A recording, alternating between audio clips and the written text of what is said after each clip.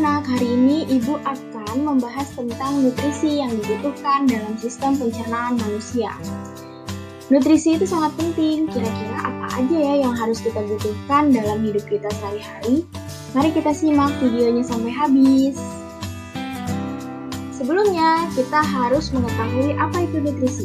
Nutrisi adalah kandungan zat dalam makanan sehat yang berfungsi untuk membantu pertumbuhan dan perkembangan organ tubuh secara optimal. Oleh karena itu, dengan nutrisi, pertumbuhan dan perkembangan organ tubuh kita menjadi lebih baik. Hal-hal yang mempengaruhi nutrisi, yang pertama adalah makanan yang kita konsumsi sehari-hari. Yang kedua adalah menu makanan kita, apakah merupakan menu makanan seimbang. Dan yang ketiga, fungsi dari menu seimbang tersebut adalah kesehatan bagi organ pencernaan kita. Anak-anak, untuk mengetahui menu makanan seimbang, maka kita harus mengetahui isi piringku sekali makan, yaitu yang dipopuleri oleh Kementerian Kesehatan Indonesia. Diisi oleh 50% makanan pokok dan lauk pauk, serta 50% sayur dan buah. Setiap makan dalam satu piring harus memuat beberapa item, yaitu yang pertama adalah makanan pokok. Makanan pokok terdiri dari 2/3 dari setengah piring. Makanan pokok terdiri atas nasi, singkong, kentang, dan jagung. Selanjutnya adalah isi dari bagian piring tersebut sayuran. Sayuran ini terdiri dari 2/3 dari setengah piring tersebut. Sayuran meliputi sayuran hijau yang kaya akan vitamin dan mineral. Kemudian, isi selanjutnya adalah lauk pauk. Lauk pauk terdiri dari 1/3 dari setengah piring. Lauk pauk terdiri atas ikan, daging, sayur, tempe, tahu, dan telur. Lauk pauk ini juga termasuk hal yang paling dibutuhkan oleh manusia. Kemudian tambahannya adalah buah-buahan. Buah-buahan juga harus terdiri dari 1/3 dari setengah piring. Selanjutnya adalah jenis-jenis nutrisi. Nutrisi memiliki beberapa jenis. Di antaranya adalah yang pertama adalah karbohidrat. Karbohidrat adalah komposisi yang terdiri dari elemen karbon, hidrogen, dan oksigen yang terdapat dalam tumbuhan. Contohnya adalah beras, jagung, gandum, umbi-umbian yang terbentuk melalui proses asimilasi dalam tumbuhan. Selanjutnya adalah fungsi karbohidrat. Fungsi karbohidrat yang pertama adalah menghasilkan gerak. Gerakan pada tubuh manusia dihasilkan dari zat-zat yang terkandung dalam karbohidrat. Yang kedua adalah dapat menimbulkan rasa kenyang karena di dalam karbohidrat mengandung glukosa. Yang kedua adalah protein. Protein terdiri atas daging-dagingan. Yang pertama adalah daging sapi, daging ayam, daging ikan, dan lain-lain. Protein ini bermanfaat untuk membantu membangun serta juga memelihara jaringan otot dan juga jaringan saraf-saraf lainnya. Protein menurut sumbernya. Yang pertama adalah protein hewani, yaitu berasal dari hewan. Contohnya adalah ayam, ikan, dan sapi. Protein nabati, yaitu protein yang berasal dari tumbuhan. Contohnya adalah tahu dan tempe. Yang ketiga adalah lemak. Lemak berasal dari hewan ataupun tumbuhan serta makanan-makanan yang manis. Lemak sulit diurai oleh tubuh kita, tetapi lemak merupakan salah satu zat yang dapat membangun tubuh kita untuk menghasilkan energi.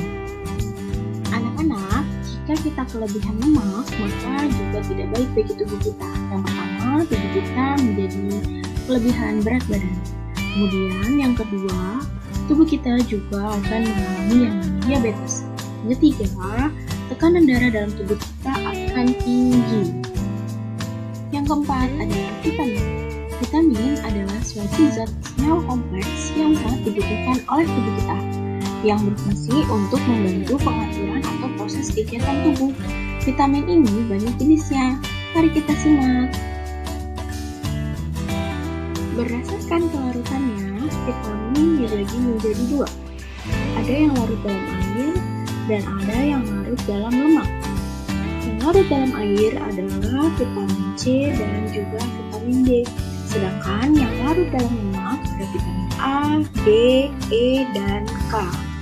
Anak-anak, vitamin A contohnya adalah sayuran hijau dan juga wortel dan beberapa protein lainnya. Vitamin A berfungsi sebagai pembentukan indera penglihatan, terutama pada sayuran wortel. Vitamin A juga terdapat pada protein. Vitamin B memiliki berbagai jenis makanan. Vitamin B memegang peranan penting bagi tubuh, sehingga zat ini mampu membantu pertumbuhan, perkembangan, serta fungsi tubuh lainnya. Vitamin B banyak jenisnya, tetapi ini secara umum. Vitamin C berfungsi untuk senyawa pembentuk kolagen. Pembentuk kolagen yang merupakan protein penting dalam penyusunan jaringan. Vitamin C terdiri atas jeruk, tomat, pisang, kiwi, dan lain-lain. Vitamin C juga dapat menyusun jaringan. Selanjutnya adalah vitamin D. Vitamin D berfungsi untuk membantu metabolisme dan juga mineralisasi tulang.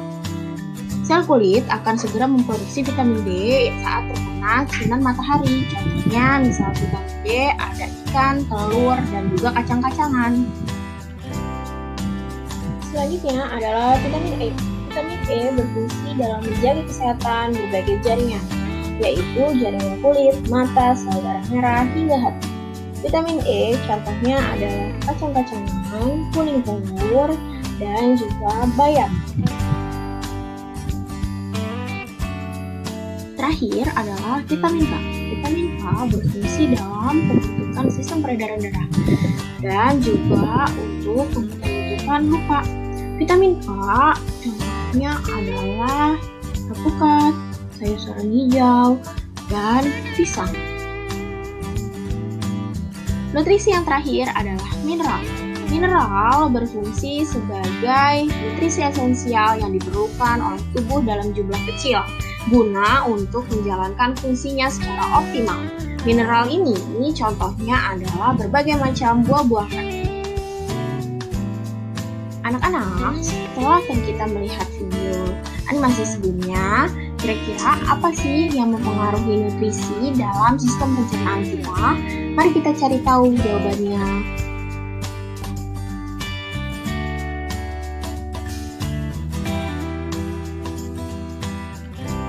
Setelah kita tahu apa itu nutrisi dan bagaimana isi piring kita sehari-hari, maka kita tahu pentingnya nutrisi tersebut, mulai dari karbohidrat, protein, lemak, vitamin, dan mineral.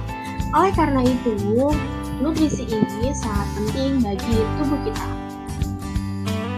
Dengan makan makanan yang bergizi, kaya akan nutrisi, dan nutrisi kita tercukupi, sehingga kita dapat memperbaiki sistem pencernaan kita menjadi lebih baik.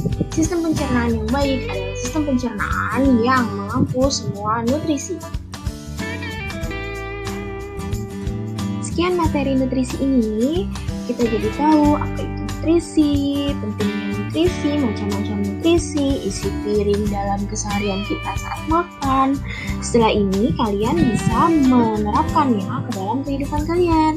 Terima kasih.